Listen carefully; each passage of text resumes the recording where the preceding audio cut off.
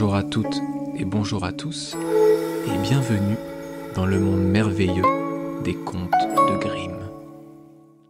Histoire de celui qui s'en alla apprendre la peur. Un père avait 2 fils. Le premier était réfléchi et intelligent. Il savait se tirer de toute aventure. Le cadet, en revanche, était sot, incapable de comprendre et d'apprendre. Quand les gens le voyaient, ils disaient: avec lui, son père n'a pas fini d'en voir. Quand il y avait quelque chose à faire, c'était toujours l'aîné qui revenait la tâche. Et si son père lui demandait d'aller chercher quelque chose, le soir ou même la nuit, et qu'il fallait passer par le cimetière ou quelque autre lieu terrifiant, il répondait: oh non, père, je n'irai pas, j'ai peur. Car il avait effectivement peur. Quand, à la veillée, on racontait des histoires à donner la chair de poule, ceux qui les entendaient disaient parfois: ça me donne le frisson. Le plus jeune des fils, lui, assis dans son coin, écoutait et n'arrivait pas à comprendre ce qu'ils voulaient dire. Ils disent toujours: ça me fait la chair de poule, ça me fait frissonner. Moi, jamais. Voilà encore une chose à laquelle je ne comprends rien. Il arriva qu'un jour, son père lui dit: écoute voir, toi, là, dans ton coin. Tu deviens grand et fort. Il est temps que tu apprennes à gagner ton pain. Tu vois comme ton frère se donne du mal? Eh, père, répondit-il, j'apprendrais bien volontiers. Si c'était possible, je voudrais apprendre à frissonner. C'est une chose que j'ignore totalement. Lorsqu'il entendit ces mots, l'aîné des fils songea: Seigneur Dieu, quel crétin ce frère! Il ne fera jamais rien de sa vie. Le père réfléchit et dit: tu apprendras bien un jour à avoir peur, mais ce n'est pas comme ça que tu gagneras ton pain. Peu de temps après, le bedeau vint en visite à la maison.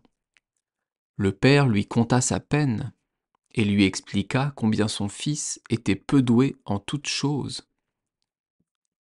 Pensez voir, quand je lui ai demandé comment il ferait pour gagner son pain, il a dit qu'il voulait apprendre à frissonner.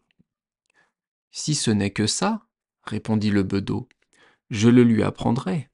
Confiez-le-moi. Le père était content. Il se disait: on va le dégourdir un peu. Le bedeau l'amena donc chez lui et lui confia la tâche de sonner les cloches. Au bout de quelque temps, son maître le réveilla à minuit et lui demanda de se lever et de monter au clocher pour carillonner. Tu vas voir ce que c'est que d'avoir peur, songeait-il.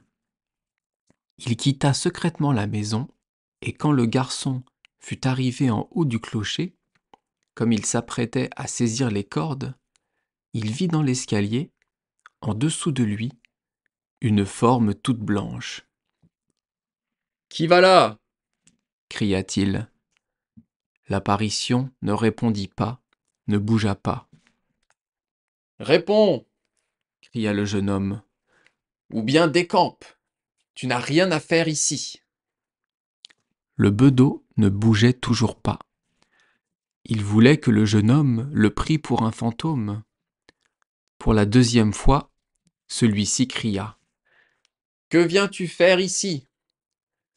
Parle, si tu es honnête homme, sinon je te jette au bas de l'escalier. » Le bedeau pensa: « Il n'en fera rien. » Il ne répondit pas et resta sans bouger, comme s'il était de pierre.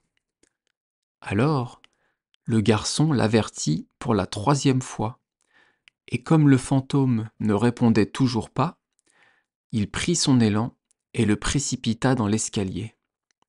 L'apparition dégringola d'une dizaine de marches et resta là, allongé. Le garçon fit sonner les cloches, rentra à la maison, se coucha sans souffler mot et s'endormit. La femme du bedeau attendit longtemps son mari, mais il ne revenait pas. Finalement, elle prit peur, réveilla le jeune homme et lui demanda : « Sais-tu où est resté mon mari ? Il est monté avant toi au clocher. » »« Non, répondit-il. Je ne sais pas, mais il y avait quelqu'un dans l'escalier, et comme cette personne ne répondait pas à mes questions et ne voulait pas s'en aller, je l'ai prise pour un coquin et l'ai jetée au bas du clocher. Allez-y, vous verrez bien si c'était votre mari. Je le regretterai. » La femme s'en fut en courant et découvrit son mari gémissant dans un coin, une jambe cassée. Elle le ramena à la maison, puis se rendit en poussant de grands cris chez le père du jeune homme.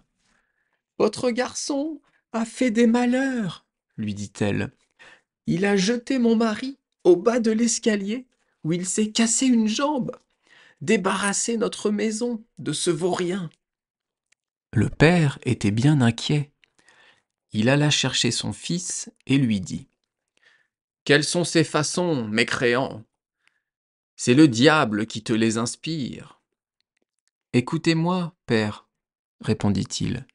Je suis totalement innocent. Il se tenait là, dans la nuit, comme quelqu'un qui médite un mauvais coup.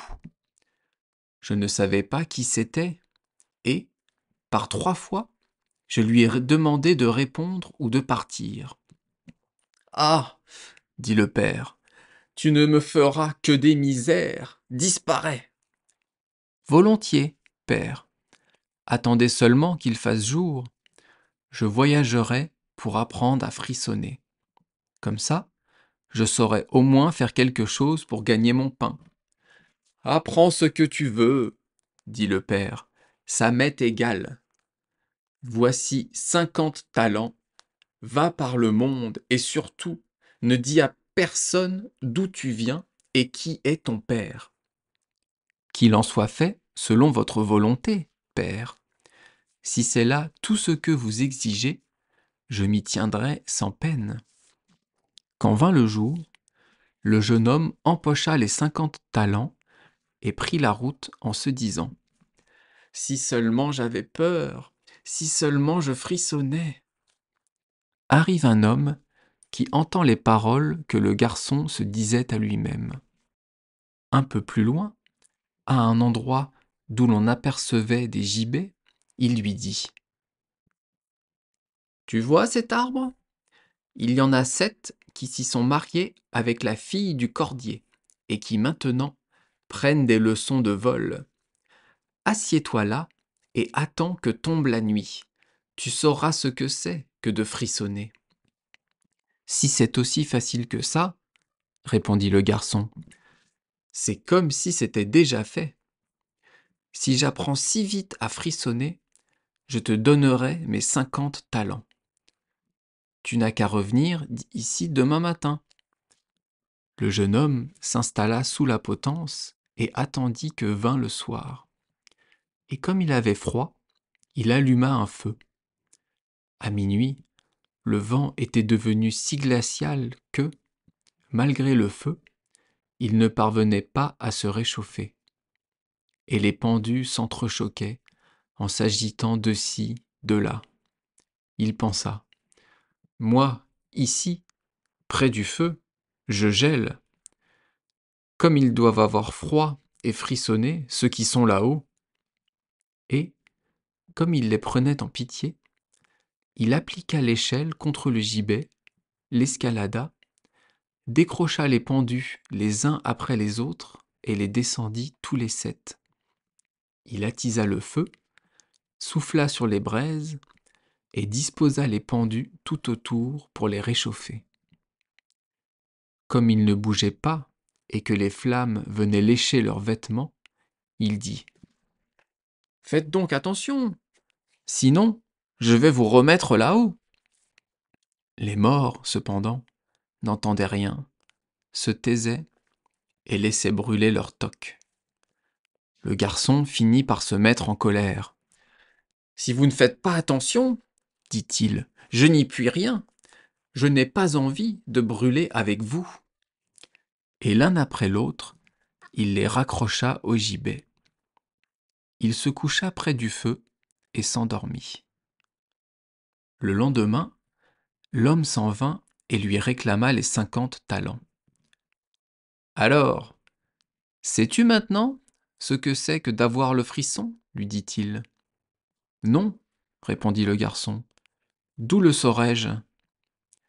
Ceux qui sont là-haut n'ont pas ouvert la bouche, et ils sont si bêtes qu'ils ont laissé brûler les quelques hardes qu'ils ont sur le dos. » L'homme comprit qu'il n'obtiendrait pas les 50 talents ce jour-là, et s'en alla en disant : « Je n'ai jamais vu un être comme celui-là. » Le jeune homme reprit également sa route et se dit à nouveau, parlant à haute voix : « Ah, si seulement j'avais peur, si seulement je savais frissonner !» Un cocher, qui marchait derrière lui, l'entendit et demanda : « Qui es-tu ? » ?»« Je ne sais pas, » répondit le garçon. Le cocher reprit : « D'où viens-tu ? » ?»« Je ne sais pas, » rétorqua le jeune homme. « Qui est ton père ? » ?»« Je n'ai pas le droit de le dire. »« Que marmonnes-tu sans cesse dans ta barbe ? » ?»« Eh, » répondit le garçon, « je voudrais frissonner, mais personne ne peut me dire comment j'y arriverai. »« Cesse de dire des bêtises, » reprit le cocher, « viens avec moi. » Le jeune homme accompagna donc le cocher et, le soir, ils arrivèrent à une auberge avec l'intention d'y passer la nuit. En entrant dans sa chambre, le garçon répéta à haute et intelligible voix : « Si seulement j'avais peur, si seulement je savais frissonner !» L'aubergiste entendit et dit en riant : « Si vraiment ça te fait plaisir, tu en auras sûrement l'occasion chez moi. »« Tais-toi donc, » dit sa femme. « À être curieux, plus d'un a déjà perdu la vie, et ce serait vraiment dommage pour ses jolis yeux s'il ne devait plus jamais voir la lumière du jour. » Mais le garçon répondit : « Même s'il fallait en arriver là, je veux apprendre à frissonner. C'est d'ailleurs pour ça que je voyage. » La suite au prochain épisode.